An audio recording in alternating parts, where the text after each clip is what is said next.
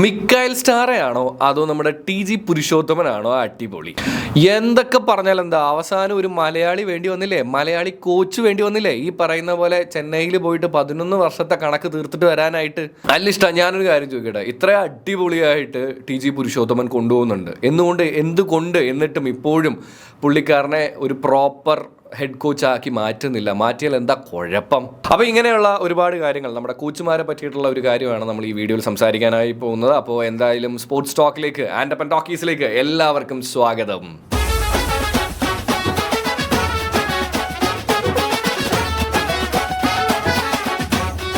അങ്ങനെ ഗൈസ്, നമ്മൾ വീണ്ടും ഒരു സ്പോർട്സ് റിവ്യൂവുമായിട്ട് അല്ലെങ്കിൽ സ്പോർട്സ് ടോക്കുമായിട്ട് എത്തിയിരിക്കുകയാണ്. നമുക്കറിയാവുന്ന പോലെ തന്നെ ഇനിയിപ്പോൾ നമുക്ക് മത്സരം കുറച്ച് ദിവസങ്ങൾ കഴിഞ്ഞിട്ടേ ഉള്ളൂ. പക്ഷേ എന്നാലും ജനുവരി ട്രാൻസ്ഫർ വിൻഡോയും കുറേ കാര്യങ്ങളും പുതിയ കോച്ച് വന്നതിന് ശേഷം, അതായത് നമ്മുടെ ടി.ജി. പുരുഷോത്തമൻ വന്നതിനെ പറ്റിയിട്ടുള്ള മൊത്തത്തിലുള്ള ഒരു ടീമിനെ കുറിച്ചുള്ള ഒരു വിശകലനമൊക്കെയാണ് ഞാൻ ഉദ്ദേശിക്കുന്നത്. എന്ന് പറഞ്ഞു കഴിഞ്ഞാൽ ഭയങ്കരമായിട്ടുള്ള വിശകലനമൊന്നുമല്ല, ചെറിയ രീതിയിലുള്ള ഒരു കാര്യം പറയാമെന്ന് വിചാരിച്ചു. നമ്മൾ നല്ലത് കണ്ട നല്ലത് തന്നെ പറയണമല്ലോ.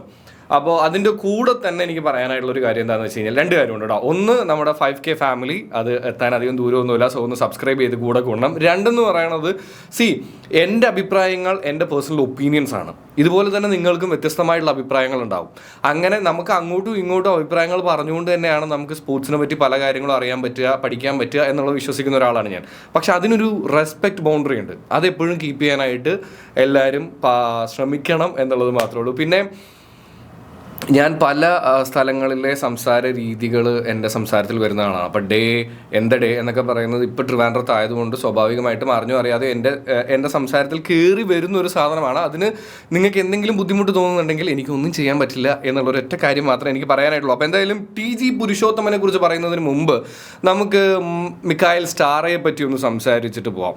പുള്ളിക്കാരൻ്റെ ISL മൊത്തത്തിലുള്ളൊരു കാര്യം നോക്കുകയായിരുന്നുണ്ടെങ്കിൽ പുള്ളിക്ക് ഒരു ഇച്ചിരി കഷ്ടകാലമായിരുന്നു എന്ന് പറയാതിരിക്കാൻ വയ്യ. പുള്ളി പോകുന്ന സമയത്ത് തന്നെ കേരള ബ്ലാസ്റ്റേഴ്സിന്റെ അവസ്ഥ എന്ന് പറയുന്നത് 10ാം സ്ഥാനത്തായിരുന്നു. ആ 10ാം സ്ഥാനത്തിൽ നമ്മൾ നോക്കുകയാണെന്നുണ്ടെങ്കിൽ 3 വിജയം 2 സമനില ആൻഡ് അത് 12 മത്സരങ്ങളിലാണ്. അപ്പോൾ 12 മത്സരങ്ങളിൽ 3 വിജയവും 2 സമനില എന്ന് പറഞ്ഞു കഴിഞ്ഞാൽ 5 മത്സരങ്ങൾ അങ്ങനെ വിട്ടു. പോയിന്റ് കിട്ടിയിട്ടുള്ളത് ആകെ 5 മത്സരങ്ങളിൽ മാത്രമാണ്. പിന്നെ ഉണ്ടായിരുന്ന 7 മത്സരങ്ങളിൽ നമുക്ക് പോയിന്റ് സ്കോർ ചെയ്യാൻ പറ്റിയിട്ടുണ്ടായിരുന്നില്ല എന്നുള്ളതാണ്. കാരണം അതിൽ ഏറ്റവും വിഷമിപ്പിക്കുന്ന ഒരു കാര്യം എന്താണെന്ന് വെച്ച് കഴിഞ്ഞാൽ, പുള്ളിക്കാരൻ തന്നെ ഏറ്റവും അവസാന 7 മത്സരങ്ങളിൽ ആകെ ഒരു മത്സരത്തിൽ മാത്രമാണ് എന്ത് ചെയ്യാൻ പറ്റിയിട്ടുള്ളൂ, വിജയിക്കാൻ പറ്റിയിട്ടുള്ളൂ എന്നുള്ളതാണ് കേട്ടോ. ഇനി നമ്മൾ നേരെ എങ്ങോട്ടാണ് പോകുന്നതെന്ന് വെച്ച് കഴിഞ്ഞാൽ ടി.ജി. പുരുഷോത്തമൻ എന്ന് പറയുന്ന നിലവിലെ നമ്മുടെ കോച്ചിനെ പറ്റിയിട്ടാണ്.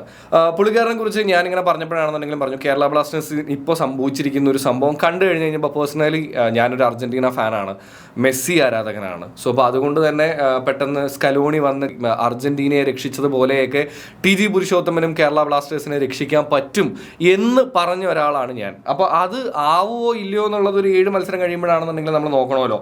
അപ്പോൾ അത് നോക്കുകയാണെന്നുണ്ടെങ്കിൽ മുഹമ്മദിനെതിരെ 3 ഗോളിന് നമ്മൾ ജയിച്ചു, ജംഷഡ്പൂരിനെതിരെ നമുക്ക് 1 ഗോളിന് നമ്മൾ തോറ്റു, പഞ്ചാബിനെതിരെ നമുക്ക് 1 ഗോളിന് ജയിക്കാൻ പറ്റി, ഒഡീസയ്ക്കെതിരെ 3-2 എന്നുള്ള ഒരു ടൈറ്റ് മാച്ചിൽ നമ്മൾ ജയിച്ചു. ഇനി അത് കഴിഞ്ഞ് നോർത്ത് ഈസ്റ്റിനെതിരെ സമനില, അത് ടൈറ്റ് മാച്ച് ആയിരുന്നു, പക്ഷേ കയ്യിലിരുന്നെങ്കിൽ നമുക്ക് അവിടെയും കൂടെ പോയിന്റ് സ്കോർ ചെയ്യായിരുന്നു എന്നുള്ളതാണ് കേട്ടോ. ഇനി ഈസ്റ്റ് ബംഗാളിനെതിരെ ആണെന്നുണ്ടെങ്കിലും സത്യം പറഞ്ഞു കഴിഞ്ഞാൽ ഒട്ടും പ്രതീക്ഷിച്ചില്ല, നമ്മളൊട്ടും കളിച്ചില്ല എന്നാണ് പേഴ്സണലി എനിക്ക് തോന്നിയത്, അത് നമ്മൾ തോറ്റു. അത് കഴിഞ്ഞ് ചെന്നൈക്കെതിരെ ആണെന്നുണ്ടെങ്കിലും 3-1 എന്നുള്ള രീതിയിൽ ചെന്നൈക്കെതിരെ ജയിച്ചു എന്നുള്ളതാണ്. അപ്പം മൊത്തത്തിൽ ഒരു 7 മത്സരങ്ങളിൽ നിന്ന് 4 വിജയം 2 തോൽവി 1 സമനില എന്നുള്ളതാണ്. അപ്പോൾ കമ്പയർ ചെയ്യുമ്പോൾ കമ്പയർ ചെയ്യണോ വേണ്ടയോ എന്നൊക്കെ ചോദിച്ചു കഴിഞ്ഞാൽ, ഫുട്ബോളിൽ സ്വാഭാവികമായിട്ടും നമുക്ക് മറ്റൊരു കോച്ചിനെ എങ്ങനെ പെർഫോം ചെയ്യുന്നുണ്ട് നോക്കണം എന്നുണ്ടെങ്കിൽ സ്വാഭാവികമായിട്ട് കമ്പയർ ചെയ്തേ പറ്റുള്ളൂ. അതെന്ന് പറഞ്ഞിട്ട് മിക്കായൽ സ്റ്റാർ എന്ന് പറയുന്ന ആളെ ഇൻസൾട്ട് ചെയ്യാനോ ബാക്കി സംഭവങ്ങൾക്കോ ഒന്നുമല്ല, അത് സ്റ്റാറ്റ് പരമായിട്ട് നമ്മൾ പൊതുവെ ചെയ്യുന്നൊരു കാര്യമാണ്. അങ്ങനെ നോക്കുമ്പോൾ എന്തുകൊണ്ടും ടി.ജി. പുരുഷോത്തമൻ കേരള ബ്ലാസ്റ്റേഴ്സിനെ പൊക്കി കൊണ്ടുവന്നു എന്നുള്ളത് നമുക്ക് എടുത്ത് പറയുക തന്നെ വേണം അല്ലേ. അത് പോയിന്റ് കാര്യത്തിലാണെന്നുണ്ടെങ്കിലും അങ്ങനെ തന്നെയാണ്. എനിക്ക് തോന്നുന്നു സീസണിൻ്റെ തുടക്കത്തിൽ മിക്കായൽ സ്റ്റാറയുടെ കയ്യിലുണ്ടായിരുന്ന സമയത്ത് 7 മത്സരങ്ങളോളം നമുക്ക് പോയിന്റ് നേടാൻ സാധിക്കാത്തതിൻ്റെ പ്രശ്നങ്ങളാണ് സത്യം പറഞ്ഞു കഴിഞ്ഞാൽ ഇപ്പോൾ ടേബിളിൽ നമ്മൾ ഈ ഒരു പൊസിഷനിൽ കയറാൻ പറ്റുമോ ഇല്ലയോ എന്നുള്ള കാര്യത്തിലേക്കൊക്കെ നമ്മൾ നിൽക്കുന്നതിൻ്റെ ഏറ്റവും വലിയ ഒരു സംഭവം. കാരണം ഇപ്പോൾ തന്നെ നോക്കിക്കഴിഞ്ഞ് കഴിഞ്ഞാൽ ബംഗളൂരു FC-യുടെ കഴിഞ്ഞ 6 മത്സരങ്ങൾ എടുത്ത് നോക്കുക, വൻ ഫ്ലോപ്പാണ്. അവർ എങ്ങനെ സീസൺ തുടങ്ങിയോ ഇപ്പോൾ നിൽക്കുന്ന അവസ്ഥ നോക്കിക്കഴിഞ്ഞ് കഴിഞ്ഞാൽ വൻ കഷ്ടകാൽ എന്നുള്ളൊരവസ്ഥയിലാണ് ഇപ്പോൾ ബംഗളൂരു നിൽക്കുന്നത്. ആ ബംഗളൂരുവിന് ഇപ്പോഴും ആ മേളിലെ പൊസിഷനിൽ ചിലപ്പോൾ താഴേക്ക് വന്നേക്കാം, പക്ഷെ എന്നാലും ഇപ്പോഴും ആ മേളിലത്തെ പൊസിഷനിൽ നിൽക്കാൻ സാധിക്കുന്നതിൻ്റെ ഒരു വലിയ കാരണമെന്ന് പറയുന്നത് അവർ ആദ്യ മത്സരങ്ങളിലെല്ലാം അത്യാവശ്യം പോയിന്റുകളെല്ലാം സ്കോർ ചെയ്ത് ആ ഒരു പൊസിഷൻ എവിടേക്കോ സേഫ് ആക്കി വെച്ചു എന്നുള്ളത്. ചിലപ്പോൾ ഇനി താഴേക്ക് പോകാട്ടോ, ഞാൻ എന്നാലും പറയണം. അപ്പോൾ അവർ സെക്യൂർ ആക്കി വെച്ചു എന്നുള്ളതാണ്. അപ്പോൾ ഇനിയൊരു സമനിലയൊക്കെ ആണെന്നുണ്ടെങ്കിൽ പോലും ചിലപ്പോൾ അവർക്ക് എസ്പെഷ്യലി സീസൺ അവസാനിപ്പിക്കുമ്പോൾ അവരെ സഹായിക്കും. അത് നേരെ ഓപ്പോസിറ്റ് ആയിട്ടാണ് നമുക്ക് കിട്ടിയെന്നുള്ളത് മാത്രമുള്ള ഒരു വ്യത്യാസം. പക്ഷേ ഇപ്പോഴും ഞാൻ വിശ്വസിക്കുന്നുണ്ട് കേരള ബ്ലാസ്റ്റേഴ്സിന് പ്ലേ ഓഫ് സാധ്യതകൾ ഉണ്ട് എന്നുള്ളത്. കാരണം T G Purushothaman is A very positive person.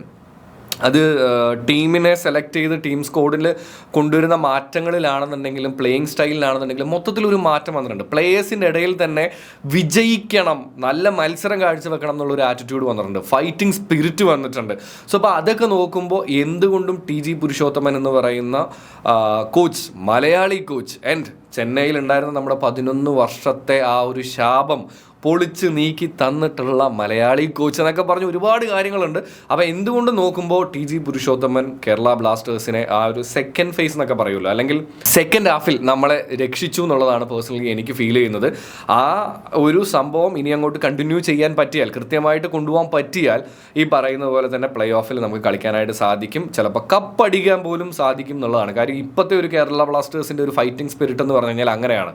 അതിപ്പോൾ സ്റ്റാർ വാല്യൂ ഉള്ള താരമാണെങ്കിലും അല്ലാത്തവരാണെന്നുണ്ടെങ്കിലും എല്ലാവർക്കും കളിക്കണമെന്നും ജയിക്കണമെന്നും ഗോൾ സ്കോർ ചെയ്യണമെന്നും അത് പറ്റാത്തതിൻ്റെ ഫ്രസ്ട്രേഷൻ, അങ്ങനെ എല്ലാ രീതിയിലും ആ ഒരു ഫൈറ്റിംഗ് സ്പിരിറ്റും കാര്യങ്ങളും എല്ലാം വരുന്നുണ്ട്. നല്ല പ്ലേയേഴ്സിനെ നമുക്ക് ടീമിലേക്ക് കൊണ്ടുവരാൻ പറ്റിയിട്ടുണ്ട്. പക്ഷേ ജനുവരിയിൽ അവരെ കളിപ്പിച്ചിട്ടില്ല എന്നൊക്കെ ഉള്ളത് ഒരു സൈഡിലേക്ക് ഇരിക്കട്ടെ.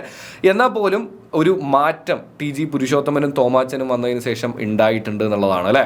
അപ്പോൾ എന്തായാലും നിങ്ങളുടെ അഭിപ്രായങ്ങൾ പറയുക. മിക്കായൽ സ്റ്റാറേയും അതേപോലെ ടി ജി പുരുഷോത്തമനും ഇവർ രണ്ടുപേരും ഇരുന്നപ്പോൾ എന്താണ് നിങ്ങൾക്ക് തോന്നിയിട്ടുള്ളത്? Who was the better coach എന്ന് നിങ്ങൾക്ക് തോന്നുന്നു എന്നുള്ളതും കൂടെ താഴെ ഒന്ന് കമൻറ്റ് ചെയ്യാൻ ഓർമ്മിപ്പിച്ചുകൊണ്ട് താങ്ക് യു സോ മച്ച്. ചിൽ കുപ്പിച്ചിൽ.